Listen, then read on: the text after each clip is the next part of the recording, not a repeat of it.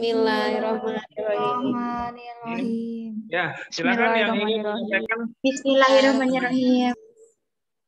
Ya, Nabila boleh? Ustaz. Ya, silakan.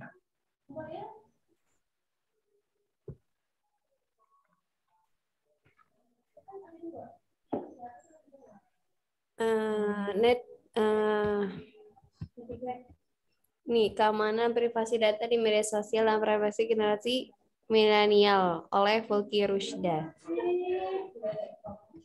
Oke, silakan. Menambahkan netiquette, aspek etis dan moral dari internet. Revolusi komunikasi dalam perjalanan mencakup semua dan semakin lama semakin mengintegrasikan layanan yang membuka kesempatan-kesempatan interaksi dari segala penjuru. Jika dulu segalanya berlangsung dengan sederhana, maka sekarang semua berjalan semakin kompleks dengan bantuan teknologi yang semakin cepat. Walton 2012 mengatakan bahwa dampak yang muncul dari telepon memang berbeda dari yang dimunculkan oleh radio dan televisi, serta beberapa pula dari segala hal yang timbul akibat komputer. Di tengah banyaknya manfaat yang diberikan oleh internet kepada peradaban manusia, namun aspek etis selalu menjadi permasalahannya. Di satu sisi, internet membuka jalan bagi terciptanya hubungan baru serta jaringan tidak langsung antar individu yang menyatu dan lebih mengikat. Sleven dikutip MC Quayle 2011. Di sisi lain, internet dan sifat penggunanya mengarahkan pada penciptaan perpecahan sosial. Santen 2006. Internet mengubah secara radikal cara manusia berkomunikasi dan berpikir. Dalam pemecahan Carr 2010, internet telah mengandalkan cara berpikir manusia. Kecepatan dihadirkan internet justru membuat kita semakin mencintai sesuatu yang instan, malas untuk bergerak, dan merasa banyak tahu. Diambil dari jurnal Fahri Malyuda 2018, The Ethic of Millennial Generation Social Network in Social Media. Oke. Itu sangat bagus sekali dan antum sudah menuliskannya di Google Docs ya. Jadi gini ya, itu sudah bagus. Saya sarankan memang antum mengeditnya di Google Docs saja. Dan nanti begini, saya contohkan ya. Kalau di Google Doc itu mempermudah antum dalam mengoreksi kata-kata yang keliru. Nah, saya kasih contoh nih. Saya izin share screen dulu. Nah, misalnya di sini nih. Saya lihatkan. Ya. Antum lihat toh, kalau di Google Doc itu kadang-kadang ada merahnya seperti ini ya. Ini antum klik. Di situ ada autocorrect. Ya kayak punya Nabila tadi ada beberapa yang merah-merah itu coba bisa diklik lah. Nah, nanti di suggestion-nya diklik autocorrect. Itu ya Nabila ya.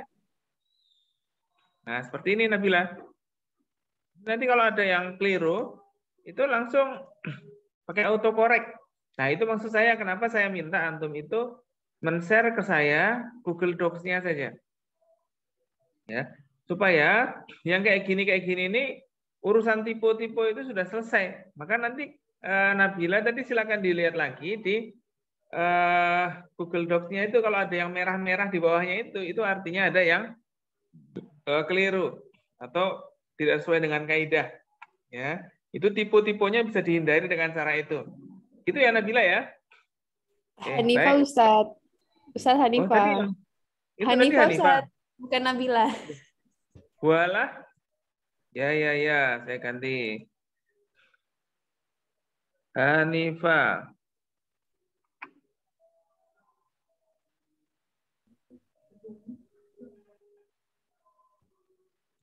Oke. Referensinya juga tadi ada bukan asing ya, ada Walton. Nanti siapa itu Walton itu?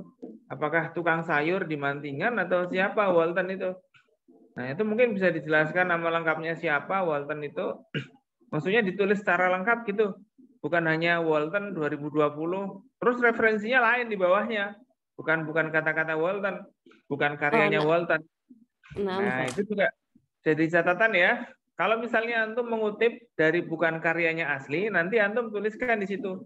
Walton misalnya Muhammad Walton seorang ahli komunikasi misalnya begitu. Dalam bukunya ini, nah itu artinya caranya seperti itu dalam mengutip itu. Oke, terima kasih. Selanjutnya yang lain lagi. Boleh menyampaikan? Ustadz, apa Ustadz? Ana mau presentasi. Amalia, ya silakan.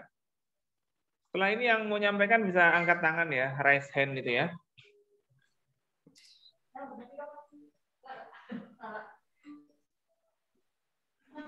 Oke, setelah ini adalah ini nanti ya. Bismillahirrahmanirrahim. Assalamualaikum warahmatullahi wabarakatuh.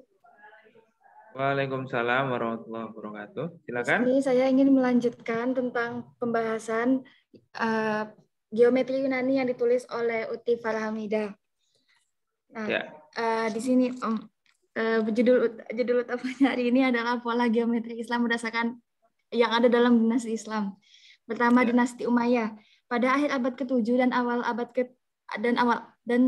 pada awal abad ke-8, tanaman dan pola bunga yang berasal banyak digunakan sebentar Ustaz. Iya, abad ketanaman gitu. Makanya itu silakan dipindah ke Google Doc ya. Pada akhir abad ke-7 dan permulaan abad ke-8, pola tumbuhan dan bunga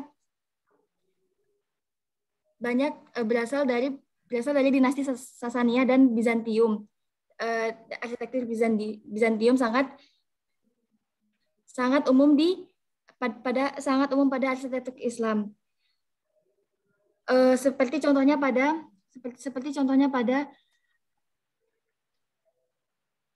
bangunan pada bangunan yang ada dalam periode ini yaitu Dome of Rock yang dibangun pada tahun 688 dan sampai 691 oleh Grabel dan Michael. Pola dalam struktur ini terkesan boros dengan pola-pola tumbuhan dan juga motif-motif geometri. Tetapi kebanyakan di dalam bangunan ini terdapat banyaknya motif-motif ornamen. Dan juga di akhir ada beberapa penambahan yang bukan termasuk dari era Bani Umayyah. Pada tahun 705 bagian terbesar dari gereja Damaskus dirubah menjadi masjid Damaskus. Nah, sebenarnya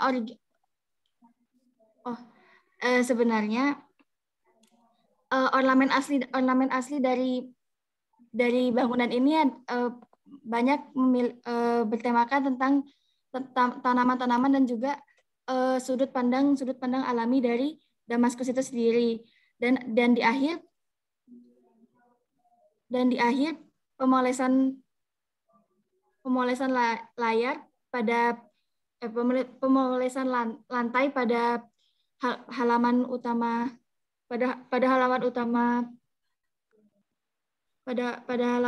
bangunan dilakukan di akhir. Dan finishing permukaan dan juga bagian luar dari bangunan Umayyah kebanyakan diplester dengan cetakan dan juga kepingan batu, dan ditambah juga dengan adanya lukisan dinding dengan tambahan motif-motif ornamen. Di akhir pada dinasti Umayyah lebih banyak menggunakan ornamen motif-motif ornamen dibanding dengan motif-motif geometri. Halo Ustaz. Oh iya, oke. Catatan saya cuma sedikit diantaranya. Terjemahnya itu disesuaikan ya. Seperti pada tahun 705 Masehi, sebagian besar umat Kristen Damaskus kuil diubah. Ini yang diubah kuilnya atau umat Kristennya ini? Ya, ini perlu. Ya, ya itu ya. Terus juga ada. Nah, itu dibangun tahun 688 sampai 691 Masehi itu oleh siapa? Itu ya. Terus juga ini ada apa namanya itu? Pola dekoratif aslinya adalah bunga menyerupai taman yang kaya dan pemandangan alam Damaskus. Ini di mana pola dekoratif di mana? Ini Ustaz, di apa namanya di gereja Damaskus. Oh, itu di gerejanya apa di gereja yang sudah dirubah jadi masjid? Ya, atau di gerejanya dulu dari dulu udah ada di situ terus dipertahankan aja? Iya, kan ada sebagian dekoratif yang nggak dirubah. Terus yang dirubah apa? Lah itu yang menjadi penting dalam kajian kita ini. Supaya nanti kita memperjelas di mana posisi arsitektur Islam itu. Ya kan? Kenapa kok apa namanya merubah gereja menjadi masjid itu sah-sah aja? Nah, kan mestinya jadi pertanyaan toh. Mengapa itu ya katakanlah kenapa itu sah? Kenapa? Karena begini misalnya gitu. Terus apa yang perlu dirubah? Misalnya begitu. Ya. Gitu ya. Jadi nanti ada penjelasannya juga, bukan sekedar dirubah jadi masjid lalu ini apa yang dipertahankan dan apa yang tidak dipertahankan. Juga bisa dibicarakan dalam arsitektur ini. Karena kita akan mengungkap unsur-unsurnya, khususnya geometri Yunani ini adakah yang bertahan dalam tradisi Kristen tapi tidak disetujui oleh Islam atau dirubah ketika Islam datang atau tetap dipertahankan. Nah, itu poin kuncinya di situ. Yang antum mau bahas baiknya itu aja. Gitu ya, Amalia ya. Oke, terima kasih. Silakan selanjutnya ini ada yang sudah angkat tangan Laili, lalu selanjutnya nanti Fairiza. Silakan Laili. Nah, Ustaz. Ya. Mau share-nya.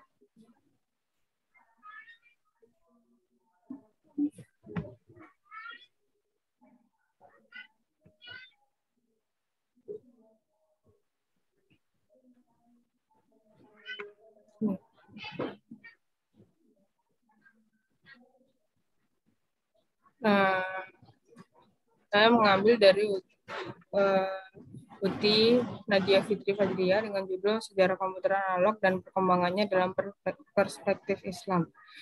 Saya menambahkan di sini ya.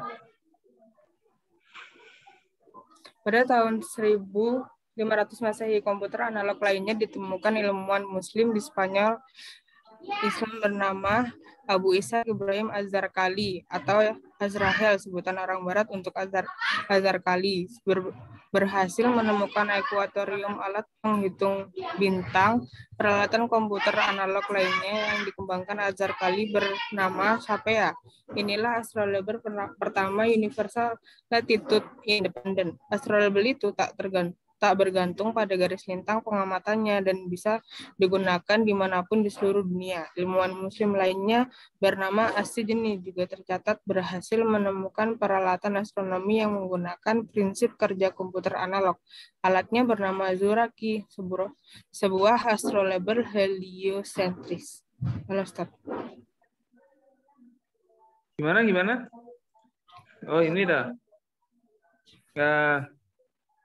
Ya ini, gini, itu kan ada Ar-Zekhel ya untuk menyebut Al-Zarqali ini, ya. Nah ini juga perlu dicari yang nyebut ini siapa orang Baratnya ini. Apakah pengemis di pinggir jalan itu yang nyebut itu atau siapa? Dan gitu. Atau kalau nggak ketemu itu dalam literatur apa disebut Al-Zarqal ini, ya. Nah, ini juga perlu diperjelas. Ya, model-model prototipe dari komputer analog. Kalau ini sebenarnya bukan komputer analog, tapi prototipe atau cikal bakal atau landasan atau ya katakanlah model-model awal.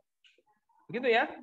Nah, itu didalami dulu. Misalnya ke orang Barat itu kenal dan menyebutnya itu apa kontribusinya Az-Zarqali yang dibawa ke Barat. Misalnya gitu. Ada sapaya ini bentuknya gimana? Itu juga boleh juga disampaikan begini. Jadi antum jangan sekedar sedikit saja tapi nggak ada penjelasannya.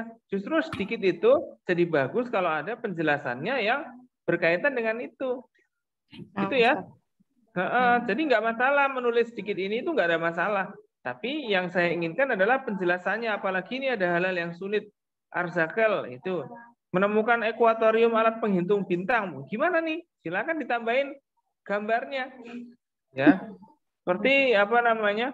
Kalau tadi antum kuliah bersama, kita kuliah bersama tadi kan ada yang arsitektur itu kan. Nah, punyanya teman kita tadi ya. Ya, seperti itu kira-kira ditambahkan. Mungkin tulisannya sedikit tapi figurnya atau tambah gambarannya itu banyak untuk memperjelas itu. Sebagai studi kasus tentang komputer analog. Apakah itu termasuk dianggap komputer analog? Itu siapa yang menganggap? Nah, ini juga penting. Gitu ya. Laili ya. Iya, Ustaz. Dan jangan lupa ini dipindah ke Google Doc, Google Dokumen supaya yang tipe-tipenya itu bisa dikurangi lah. Ada tipe, kalau ada yang tipe Zuroki ini apa ini? Zuroki ini ada asisi ini siapa kan begitu. Ya. Nah, terus juga ada apa namanya? Ya, jadi ada nama-nama yang kalau ada yang tipe itu biar kita terbantu. Ya. Seperti yang ditunjukkan dalam British Museum. Ditunjukkan, kayaknya mestinya ada 2. Kira-kira seperti itu ya. Bisa dibawa ke Google Doc aja. Ya. Oke, terima kasih. Silakan. Tadi siapa namanya? Laili ya. Oke. Selanjutnya setelah Laili ada Fairiza tadi ya. Boleh Fairiza menyampaikan. Nah, Ustaz.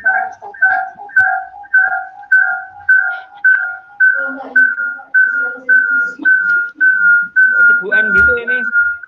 Guing-guing gitu. Dimatikan dulu nggak apa-apa mic-nya. Dimatikan dulu sebentar. Teman-teman yang lain juga matikan baru.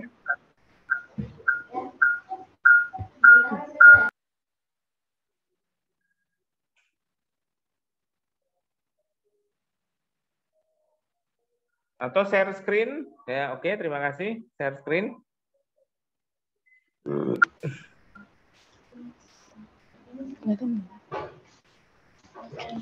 Di sini saya menambahkan dari keamanan perlindungan data dan privasi cloud computing oleh Uti Amirah Zuhroh. Di sini saya menambahkan pada bagian konsep perlindungan data privasi. Dalam kerangka hukum Islam sendiri, dikenal suatu metode hukum yang bersifat protektif, yang disebut Sadd Dzari'ah. Sadd Dzari'ah bisa disebut sebagai salah satu terobosan hukum yang bertugas mencegah jangan sampai terjebak dalam potensi kemafsadatan. Metode hukum Islam ini bekerja dengan cara memblokir segala perantara yang mengundang kemadaratan demi mewujudkan kemaslahatan bersama. Metode ini terhitung preventif, artinya segala hal yang awalnya bernilai mubah bisa berubah menjadi terlarang dengan berdasarkan indikasi-indikasi yang kuat sebab mengingat efek yang ditimbulkannya. Cara pandang syar'i dalam memahami risiko kemafsadatan dalam pelanggaran data-data pribadi mempertimbangkan aspek mafsadat dan maslahat. Metode ini berusaha menjauhkan seseorang dari potensi kemaksiatan sekaligus memudahkan pencapaian kemaslahatan. Walas Ustaz. Oke. Terus juga dihubungkan ya dengan apa tadi keamanan itu dalam Islam kan memiliki hukum. Nah, ini jangan langsung dalam kerangka hukum Islam, tapi hukum yang membicarakan tentang protektif terhadap keamanan itu ada nggak? Kan di sini kan pada hukum yang terdapat di Amerika tidak ada regulasi tunggal, kan begitu toh? Nah, Ustaz. Kalau di Eropa kan ada. Terus di negara Arab, di negara yang Islam misalnya, yang banyak orang Muslimnya kayak di Arab Saudi, nah itu ada nggak? Nah, jadi nanti antum itu modelnya dari kasus-kasus yang ada tentang keamanan jaringan, di hukum-hukum keamanan jaringan ya, atau privasi data, khususnya privasi data ya, di berbagai negara, itu antum simpulkan bahwa dalam Islam itu sudah ada landasannya. Karena hukum-hukum di tempat-tempat itu kan ditemukan belakangan toh. Sedangkan dalam Islam ternyata hukum-hukum itu bisa dipakai karena ada landasannya. Jadi gitu ya Fairiza ya. Baik, Ustadz. Jadi logikanya begini, nanti antum membicarakan kasus-kasus hukum dan regulasi tentang privasi data.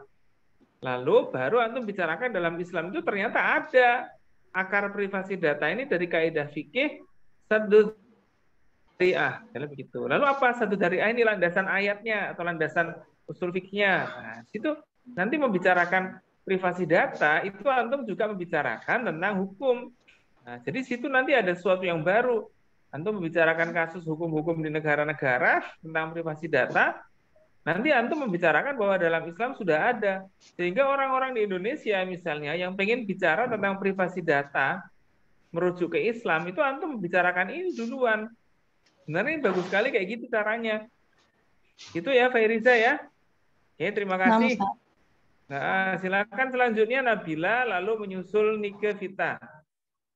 Bolehlah itu Nabila.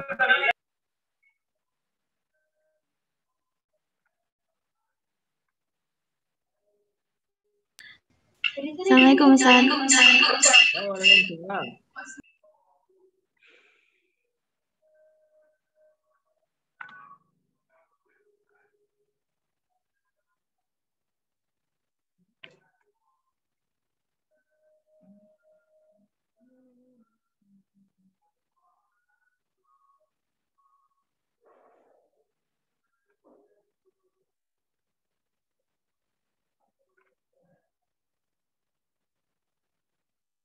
Ya, sudah kelihatan?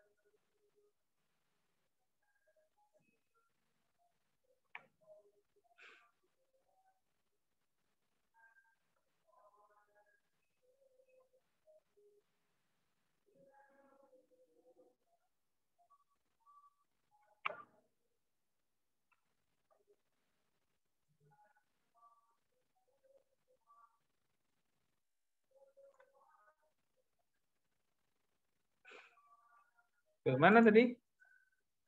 Kok belum jadi share screen? Nabila? Ini Ustaz, saya share screen. Iya Ustaz. Oh, iya.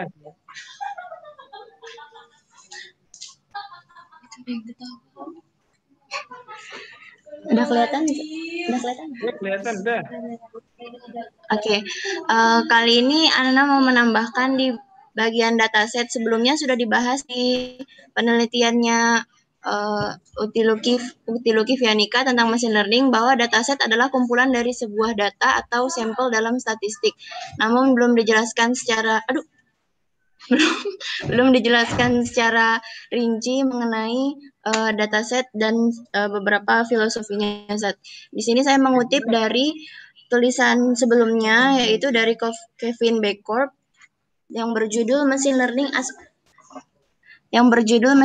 as Philosophy of Science.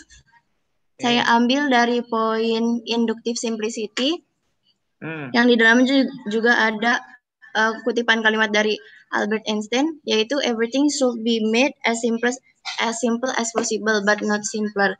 Di sini saya juga masukkan bahwa dalam sebuah dataset yang baik adalah dataset yang tidak memiliki redundansi data atau data yang ganda, sehingga data tersebut bisa akurat dan lebih mudah dimengerti oleh sistem. Maksudnya simplicity itu tidak ada data yang redundansi gitu, tidak ada data yang ganda. Sama seperti halnya yang disebutkan dalam penelitian Kevin Becorp yang dikutip dari kalimat Albert Einstein juga, segala sesuatu harus dibuat sesederhana mungkin, tapi tidak terlalu sederhana. Dan di sini juga ada prinsip Ockham yang menegaskan bahwa kita tidak boleh melipat gandakan entitas data melebihi kebutuhan. Meskipun bertujuan untuk induksi, kita harus lebih fokus untuk teori yang paling sederhana, yaitu teori yang datanya wajar dan dapat dimintai pertanggungjawaban atas bukti-bukti tersebut. Atau dalam teori statistik, gagasan ini mengadopsi model yang memaksimalkan kemungkinan pada datanya. Seperti itu, Sat. Oke, ini perlu antum perjelas lagi ya. Misalnya, Ya, Sat. contohnya, Albert Einstein itu kan udah meninggal loh, nah, dikasih tahunnya misalnya gitu. Kalau nyebut orang itu pertama kali ya, kali aja misalnya itu sebut satu kali di situ, nah udah kasih tahunnya berapa sampai berapa, nah gitu. Itu satu kali aja. Selanjutnya kalau ada Albert Einstein lagi nggak usah dikasih itu. Terus Ockham, ini siapa Ockham ini? Apa Muhammad Ockham atau Abdullah Ockham atau siapa? Ini William of Ockham atau siapa? Atau ini William of Ockham, ini apa? Kan gitu kan? Itu nama prinsip, Ustaz, kayak nama metode. Oh, nama metode atau nama prinsip. Itu berarti ada penemunya toh? Iya, Ustaz. Iya. Ini nama prinsip gitu, Ustaz. Nama prinsip. Ya, nama metode. Ya, nanti masukin, Ustaz. Oke, kalau enggak diberikan footnote, prinsip Ockham, terus dikasih footnote, ini ditemukan oleh orang ini tahun sekian, misalnya gitu. Itu ya, itu namanya antum fokus pada unsur filosofis. Dari mana lah? Mesti yang namanya unsur filosofisnya itu mengkaji sejarahnya, kan begitu kan? Betul, itu namanya yang antum lakukan sudah benar. Itu ya, dilanjutkan lagi sampai artikel itu selesai. Iya, Ustaz. Di situ. Oke, terima kasih. Nabila sudah. Selanjutnya. Iya, Ustaz. Itu tadi ada yang angkat jari tadi siapa? Vika ya? Bolehlah Vika. Nike. Tadi kayaknya angkat jari tadi.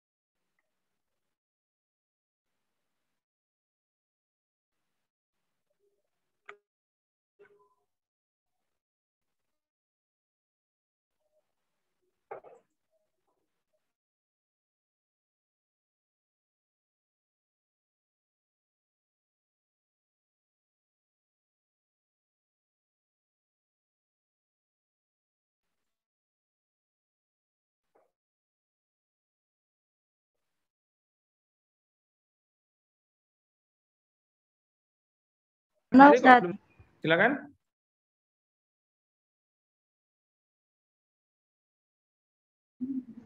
Siapa ini?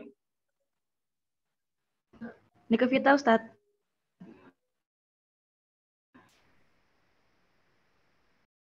Oke.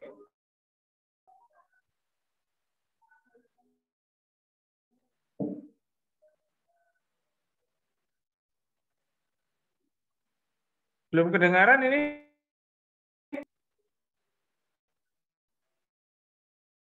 Suaranya nggak kedengaran, Nika? Ini ngomong atau enggak ya?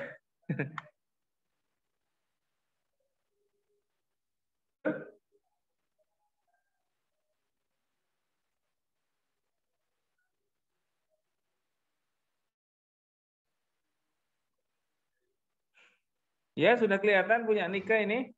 Silakan.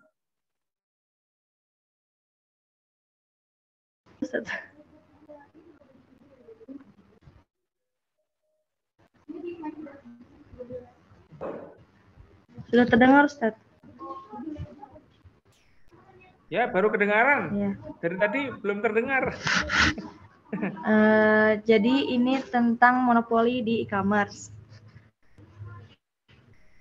Beberapa negara telah menerapkan peraturan di e-commerce, yaitu di Amerika, Eropa, dan Korea Selatan. Amerika Serikat telah mengesahkan undang-undang tentang anti monopoli pada tahun 1980 dengan judul Act to Protect Trade and Commerce Against Unlawful, Restraint and Monopolies, atau yang dikenal dengan Sherman Act. Setelah itu muncul serangkaian aturan undang-undangan sebagai perubahan atau tambahan untuk memperkuat aturan hukum sebelumnya. Kelompok aturan tersebut disebut antitrust law. Salah satu peraturan tersebut adalah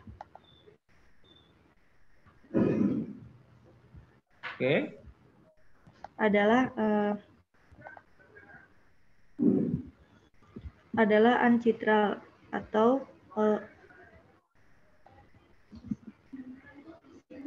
United Nations Commission on International Trade Law yang diperkenalkan mulai pada tahun 1997. Amerika Serikat termasuk negara pertama yang mengatur masalah e-commerce. Uncitral mengatur e-commerce dalam bentuk rekomendasi dan hanya ditujukan murni untuk perdagangan komersial.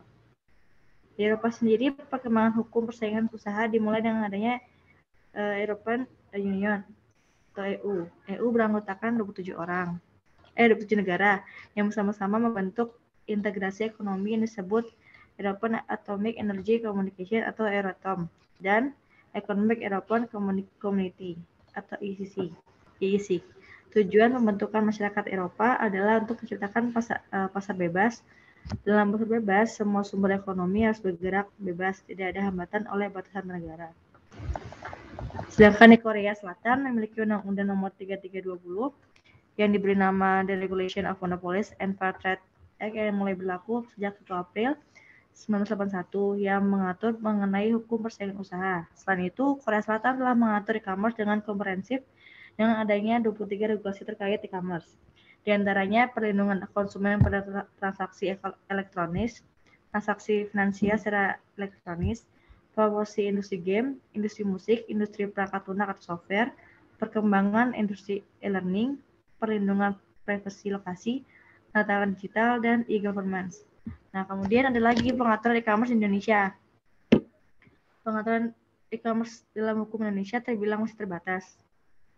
Salah satu pengaturannya itulah Undang-Undang Nomor 11 Tahun 2008 tentang Informasi dan Teknologi Elektronik.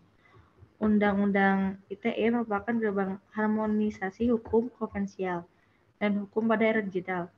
Undang-Undang ITE mengatur dua hal utama dalam kegiatan internet, yaitu memberikan jaminan keamanan hukum bagi para pelaku bisnis online atau pelaku usaha dan konsumen, sehingga proses transaksi dapat berjalan dengan lancar dan aman, nyaman, serta mengatur tentang hal-hal yang boleh dan tidak boleh dilakukan di internet. Pelindungan hukum tersebut dicantumkan dalam pasal 5, 6, 11, 12, 13, 14, 15, dan 16 Undang-Undang ITE.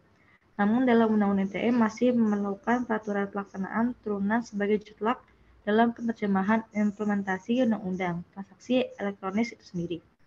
Undang-Undang ITE masih bersifat teknikal dalam arti belum menyentuh aspek perdagangan ekonomi. Sudah Ustaz, sekian. Oke. Ini tolong difokuskan ya, termasuk pasal yang dicantumkan itu keterangannya apa, kan gitu kan? Misalnya tentang ITE kan tentang transaksi elektronik. Contohnya apa? Itu. Kalau antum pengen mendetailkan tentang hukum atau undang-undangnya, silakan didetailkan gitu. Peraturannya bagaimana? Apakah peraturan di Indonesia itu mengikuti di Korea Selatan atau di Amerika atau di mana menurut antum? Nah, kayak gitu. Kira-kira ya. Silakan didetailkan seperti itu. Boleh kalau mau mengembangkan di situ saja. Nanti kan kita bisa membandingkan e-commerce ini di berbagai dunia ini ternyata sama atau beda dengan di Indonesia, kan begitu. Tentu saja kalau yang berkembang di Indonesia e-commerce-nya tentang apa, kalau di luar negeri apa, itu mungkin ada bedanya. Tapi dari segi peraturan atau ya katakanlah legalitas dan juga sistemnya, itu mungkin ada hal-hal yang saling mengadopsi, misalnya begitu. Atau kita bisa usul ke negara-negara itu agar seperti Indonesia aja pakai UU ITE gitu ada apanya. Itu contohnya begitu. Ya, oke, terima kasih ya Nika ya. Silakan ini ada Febri Wulansari. Boleh? Assalamualaikum warahmatullahi wabarakatuh. Febri Wulansari, silakan.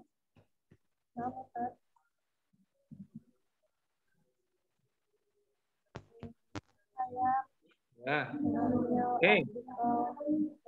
punya uji lagi mengenai pada Islam terhadap kecerdasan buatan. Di sini saya menambahkan mengenai manfaat kecerdasan buatan dalam kehidupan manusia.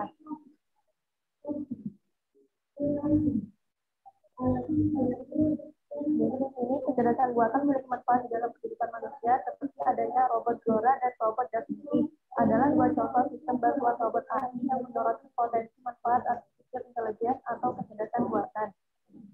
Zora adalah robot perawatan humanoid komersial pertama yang dilengkapi dengan 7 indera untuk berinteraksi secara alami dengan manusia. Sebuah studi oleh Van den Heuvel, Texas, dan Dewey 2017 menemukan bahwa robot Zora dapat membantu anak-anak cacat selama terapi untuk meningkatkan tingkat motivasi mereka. Robot ini juga dapat memberikan tantangan positif kepada pasien lanjut usia yang membutuhkan kemampuan dan interaksi perawatan kesehatan yang berkelanjutan. Robot Da Vinci juga banyak digunakan di bidang medis. Selain meringankan tugas dokter, robot Da Vinci lebih mampu daripada manusia dalam mendeteksi komplikasi pada organ dalam manusia dan meminimalkan aliran darah. Namun, biaya penyelenggaraan robot Da Vinci sangat besar dan memiliki batasan seluler. Robot yang dilengkapi AI ini telah diterima oleh beberapa komunitas untuk membantu tugas sehari-hari mereka. Selanjutnya, AI memainkan peran besar dalam bisnis. Menurut dari Giroska 2018, AI dapat mengurangi berbagai biaya pengeluaran, menghemat waktu, dan meminimalkan tenaga kerja. Misalnya yang paling populer AI yang digunakan dalam bisnis adalah chatbot, logistik pintar, dan mesin cadangan. Pertama, penggunaan kontak obrolan bertujuan untuk menangani pertanyaan pelanggan, menjawab perintah suara untuk tugas-tugas sederhana, dan memberikan rekomendasi produk melalui interaksi menggunakan bahasa alami. Kedua, logistik pintar digunakan untuk kompilasi logistik dan membantu mengotomatisasi operasi gudang. Dan yang ketiga, mesin rekomendasi digunakan untuk menetapkan harga jual, menganalisis perilaku pelanggan, dan memprediksi kecenderungan pelanggan dalam melakukan pembelian. Perusahaan besar contohnya Amazon dan Alibaba adalah salah satu perusahaan e-commerce paling awal yang menggunakan layanan AI dalam bisnis mereka yang dapat mempermudahkan kegiatan manusia dalam berbisnis. Ya, oke. Ini melanjutkan yang kemarin ya, filsafat atau unsur filosofisnya dalam AI ya? Atau masih kasus-kasusnya? Ada filosofis. Oh ya, mana saja boleh. Mau antum bicara kasus-kasusnya, nanti baru mengerucut ke unsur filosofisnya, lalu nanti baru dibandingkan dengan peraturannya dalam Islam, atau antum mulai dari yang filosofisnya baru ke kasusnya. Nah, itu juga boleh. Gitu ya. Nanti apa pandangan Islam tentang pemanfaatan kecerdasan buatan, mana yang boleh dan mana yang enggak, misalnya kayak begitu. Nah, itu contoh-contoh begitu. Apakah kecerdasan buatan itu bisa menggantikan kita haji umroh atau enggak? Kayak gitu kan ada badal haji kan, ada badal umroh. Boleh nggak kita pakai kecerdasan buatan saja? Nah, itu persoalan-persoalannya seperti itu tentang isu-isunya. Oke, Febri Wulansari. Selanjutnya Arini. Oke, Arini Husaina. Silakan Arini.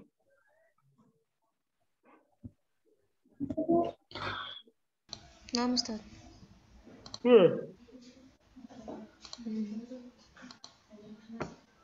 Sudah kelihatan, Ustaz? Ya, sudah kelihatan. Nah, bismillahirrahmanirrahim. Assalamualaikum warahmatullahi wabarakatuh. Waalaikumsalam. Nah, di sini Ana akan melanjutkan pembahasan yang ditulis oleh Putri Satriana yang berjudul Sejarah Komputer dan Internet di Indonesia. Oke. Nah, minggu lalu Ana akan membahas Linux. Sekarang Ana membahas tentang ini, Ustaz, sejarah perusahaan komputer di Indonesia. Ana baru nemu yang tentang Acer.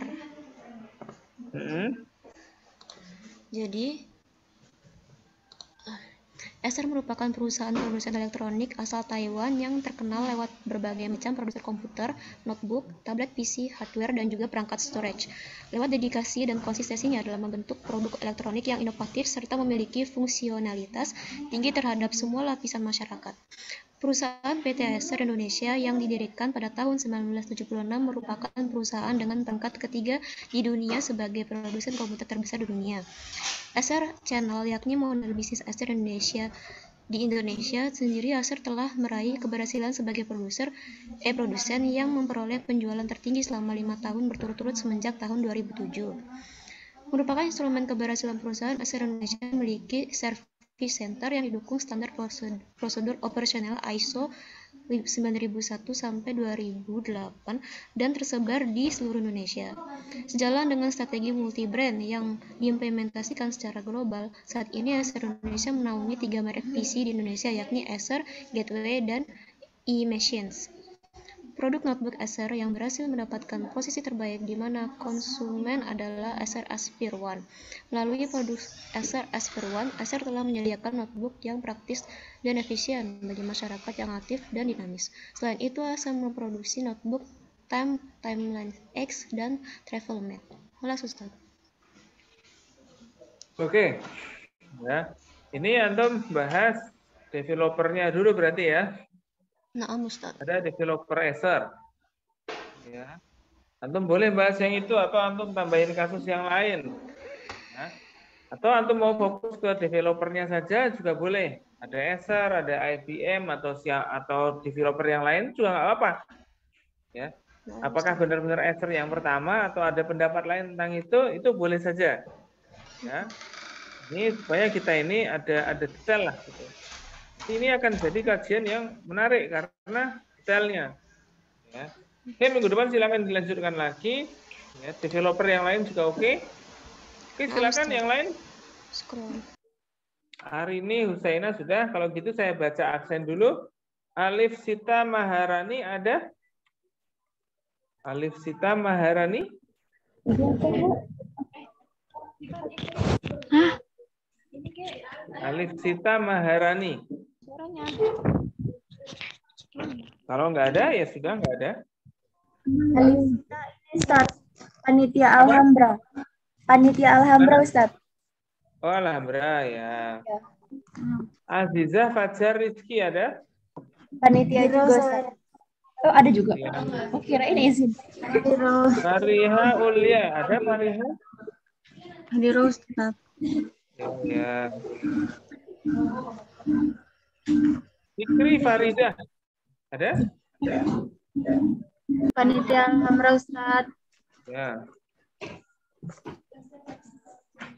Fikria Saleha. Panitia Alhambra juga, Ustaz. Ya, oke. Ya, sekali panitianya nih. Kurin Rahmadini. Ada? Ngurus KKN, Ustaz. Panitia KKN. Panitia KKN? Dah, udah mau KKN? Ketua KKN, Ustaz. Ya. Ngurus perizinan keluar. Ya, terima kasih. Siti Fatimah. Hadir, Ustaz. Ya.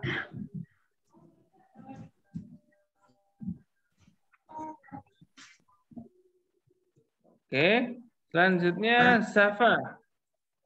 Panitia Alhambra, Ustaz. Oke. Alhambra.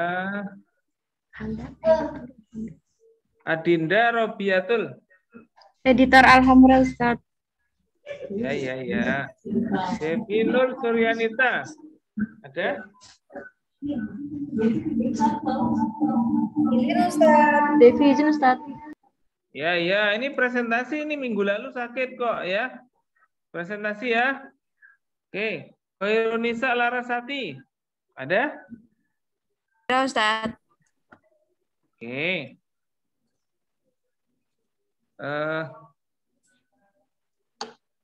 Nurul Aulia Dewi. Sakit, Ada? Ustaz. Sakit. Ya. Saila Zikrina. Hadir, Ustaz. Oke. Zidana Harisma. Sakit, Ustaz. Iya, sakit ya. Ya silakan tinggal berapa orang lagi nih yang ada nih ya?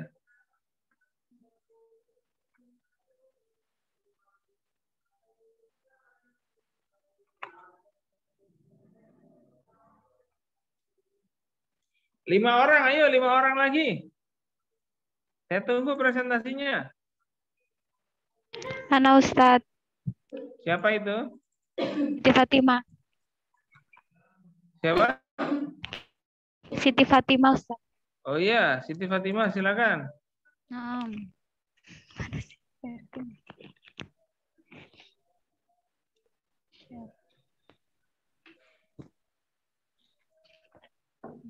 Sudah kelihatan ya, oke, sudah kelihatan screen-nya. Nah, Ustadz. Bismillahirrahmanirrahim. Assalamualaikum warahmatullahi wabarakatuh. Ya, waalaikumsalam warahmatullahi wabarakatuh. Di sini Ana menambahkan makalah tentang digital forensik dalam judul kejahatan komputer dalam bidang akuntansi forensik. Ana menambahkan paragraf ini. Kecurangan atas laporan atau fraudulent statement yaitu kecurangan dengan menyajikan laporan keuangan lebih baik dari sebenarnya atau overstatement dan lebih buruk dari yang sebenarnya atau understatement. Karyono 2013. Menyajikan aset atau pendapatan lebih tinggi dari yang sebenarnya atau menyajikan aset dan pendapatan lebih rendah dari yang sebenarnya. Tuana Kota 2010. Tindakan yang disengaja untuk menghasilkan materi laporan keuangan yang menyesatkan untuk menipu atau menggambarkan posisi keuangan organisasi yang salah. Al-Bashrawi 2016. Membuat organisasi terlihat lebih atau kurang menguntungkan. Apostolo 2012. Kemudian di sini saya menambahkan judul landasan pentingnya digital forensik sebagai pencegah praktik kecurangan. Di dalam Al-Quran terdapat ayat yang berisi tentang perilaku curang. Di antaranya di dalam surah Al-Mutaffifin ayat 1-6 yang berbunyi, Bismillahirrahmanirrahim. Wailul lil mutaffifin alladzina idza qalu 'alan nas yastawfun wa idza kaluhum aw wazanuhum yusirun ala yadunnu laika annahum yaumin azim. Lanjutnya. Rabbil alamin. Kemudian sedangkan ayat Al-Quran yang berisi atau perintah untuk menyadari adanya pengawasan dan pengendalian atau kontrol baik dalam arti khusus maupun arti luas diantaranya adalah di dalam surat Al-Mujadalah ayat 7 yang berbunyi A'udzubillahi minasyaitonirrajim. Bismillahirrahmanirrahim. Alam taro anna Allah ya'lamu ma fis samawati wa ma fil ard ma yakunu min najwa salasatin illa huwa rabiuhum wala khamsatin illa huwa sadisuhum wala tolong diperbesar lah ya, tolong diperbesar kok. Saya dari tadi susah juga bacanya lama-lama. Baca fontnya. Iya, tolong diperbesar ya. Nah, Ustaz. Enggak, maksudnya itu ya betul view-nya. Bukan fontnya tapi view-nya itu loh. Di 100%-nya antum tingkatkan. Di 100% di kiri itu kan ada logo-logo dan 100% kan. Nah, tingkatkan sampai 120 misalnya gitu. 150. Ya boleh. Gitu bagus. Dari tadi saya pengen baca ini. Oke. Lupa no. Yang artinya mana tadi? Gak ada artinya, lanjut aja. Sudah tahu artinya. Di sini. Oh, nah, Ustaz. Ustaz, diambil dari Jurnal Sudarmanto Eko Pencegahan Fraud dan Pengendalian Internal dalam Perspektif Al-Quran, Jurnal Ilmiah Ekonomi Islam volume 7 2021. Oke. Catatan saya untuk ayat Al-Quran ya, itu cukup ditulis Al-Baqarah dalam kurung 2.2 ayat 188. Dah gitu aja. Ayatnya dan terjemahannya nggak usah dimasukkan dalam artikel. Jadi antum membicarakan tentang kecurangan di sini dalam surat Al-Mutaffifin atau artinya orang yang curang. Ayatnya nggak usah masuk. Supaya meringkas gitulah. Karena kalau ayatnya masuk nanti kelihatannya banyak lalu antum jadi kelihatan nggak mengerjakan sesuatu. Nah makanya kalau ayatnya itu nggak usah dimasukkan, tapi bagus juga memasukkan tafsirnya. Silakan dicari online. Apa yang disebut curang itu bagaimana? Dalam hadis Rasul misalnya, ya kalau konteksnya adalah laporan keuangan atau akuntansi, itu curangnya itu yang bagaimana? Nah itu dia. Yang namanya curang itu harus diketahui supaya dia menjadi sesuatu yang tidak diketahui dia tidak baik. Nah itu atau mungkar. Di antaranya kan begitu. Jadi bukan kita bicarakan ayat terus artinya adalah ini. Enggak, kita bicarakan pemaknaan ayat itu bagaimana? Apakah ayat-ayat ini, apakah orang yang antum kutip itu, apakah dia asal ngambil aja atau kenapa dia ngambil ayat ini? Nah, itu dia. Ya. Inilah pentingnya kita itu bareng-bareng membaca dan menulis tentang ini. Supaya kita itu tidak keliru dalam menempatkan ayat. Ada ayatnya itu bagus, cuman kalau terlalu banyak ayat di dalamnya lah ini jadi prodi tafsir lama-lama nanti ini. Ya. Gitu ya, untuk Siti Fatimah koreksian saya. Besok-besok ayat itu nggak usah masuk, langsung aja dalam surat Al-Mutaffifin ayat 1 sampai 6. Titik dah. Disebutkan di situ oleh para mufasir, Al-Mutaffifin artinya curang. Misalnya kayak gitu. Curang ini bisa berarti apa-apa. Jadi langsung tafsirnya. Jadi sudah tidak ayatnya lagi. Itu ya. Nomor 1. Oke, terima kasih Siti Fatimah ya. Oke. Masih ada lagi, ada Fariha yang belum?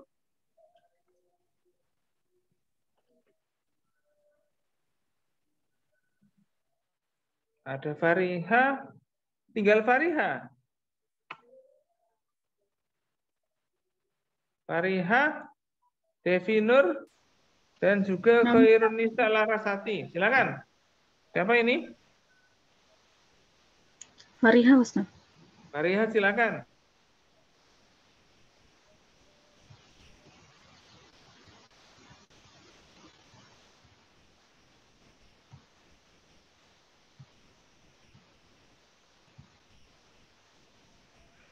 Ada yang mau di-share screen? Fariha? Kelihatan, Ustaz? Belum? Belum kelihatan?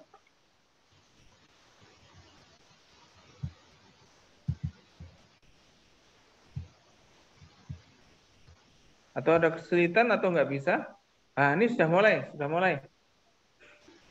Ya, di sini Ana menambahkan tentang big data Tolong dibesarkan analysis. ya, tolong dibesarkan. Dibesarkan dikit.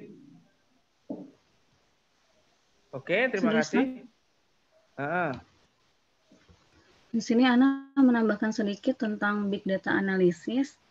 Big data analysis adalah alat atau teknik untuk menganalisis yang akan membantu dalam memahami data yang besar dengan algoritmanya yang menjadi bagian dari alat tersebut. Harus mampu bekerja dengan jumlah yang besar pada saat kondisi langsung atau real time yang berbeda-beda. Untuk memahami analisis ini perlu adanya eksplorasi yang mendalam pada suatu objek. Hasilnya akan dapat dipahami. Perkembangan analisis ini dari Decision Support System atau DSS kemudian menjadi Business Intelligence atau BI. Dalam Big Data Analysis terdapat bidang-bidang pekerjaan baru antara lain yang pertama ada Deep Analytical Talent atau Data Scientist, orang-orang dengan latar belakang yang kuat dalam algoritma sistem cerdas atau matematika terapan atau ekonomi atau ilmu pengetahuan lain melalui inferensi, data, dan eksplorasi. Yang kedua, ada data savvy profesional. Mereka tahu bagaimana untuk berpikir tentang data, bagaimana mengajukan jenis pertanyaan atau goals-nya yang tepat sesuai dengan kebutuhan lembaga atau perusahaan lainnya, yang mampu memahami dan mengklarifikasi jawaban atau hasil analisisnya. Kemudian yang ketiga ada teknologi and data enable, mampu memberikan dukungan integrasi antara data dengan teknologi yang sesuai dan yang paling berkembang saat ini. Baru sampai sini aja, Ustaz. Ya, ini jangan dipisah dari yang tulisan yang aslinya ya. Ini kayaknya antum bikin file sendiri apa gimana ini ya? Iya, ini masih dibikin sendiri dulu, Ustaz. Baru digabungin. Silakan, ini digabungkan ya. Supaya nanti kelihatan antum fokusnya di mana. Apakah nanti menjadi satu subbab sendiri atau melengkapi secara umum tulisan-tulisan yang sudah dibikin oleh kakak kelasnya kemarin. Gitu ya, Fahriah ya. Nah, Ustaz. Ya, terima kasih. Silakan selanjutnya ada Devi Nur. Tinggal Devi Nur dan Khairunisa Larasati. Dan Sheila belum. Halo, ayo.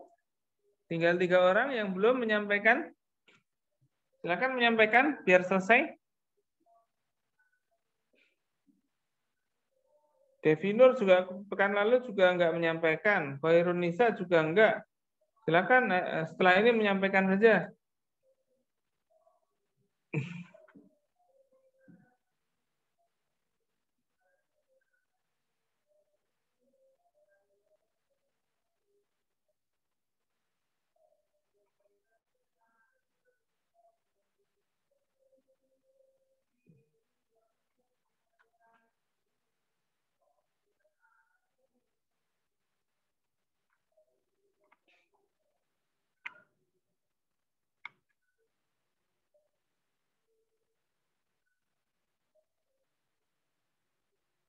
Halo?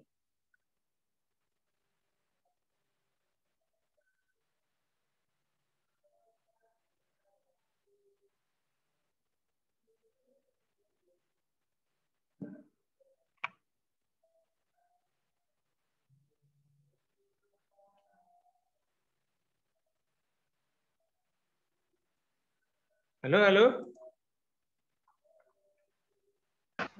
Ya, Ustaz. Ya, silakan. Ini masih ada Devi, ada Devi? Halo, Devi Nur Suryanita? Ada? Enggak ada? Ada yang bersama beliau ini?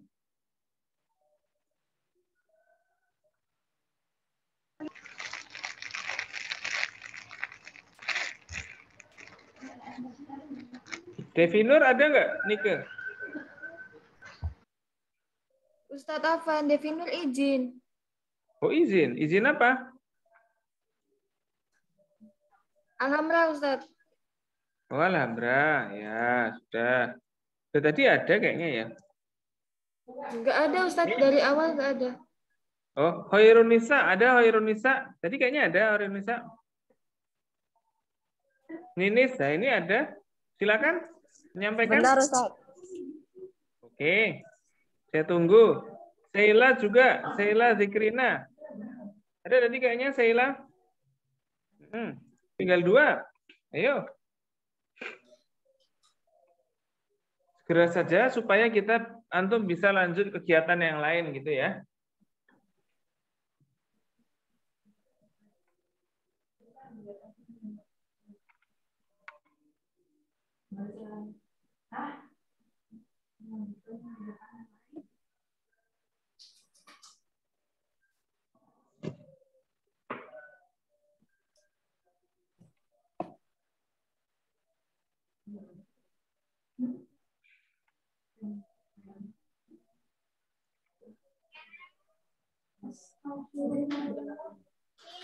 Ya.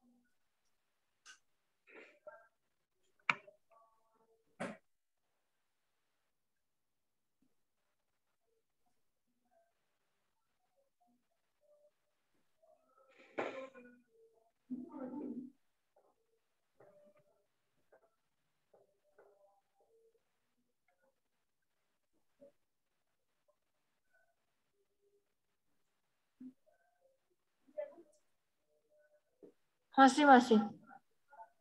Ya, masih.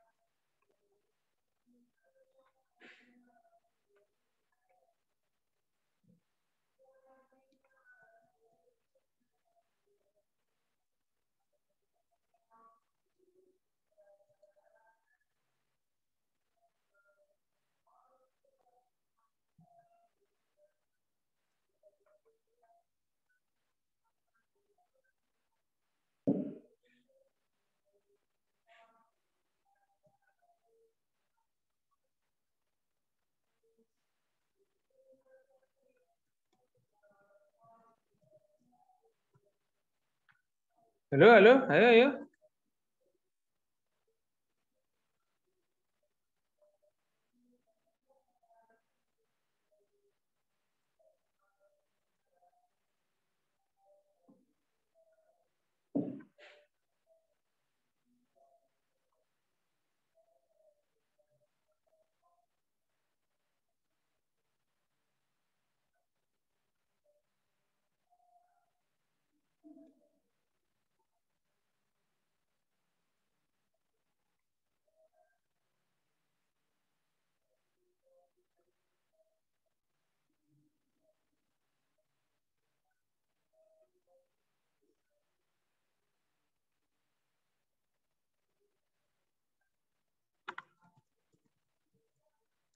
Halo, halo, halo.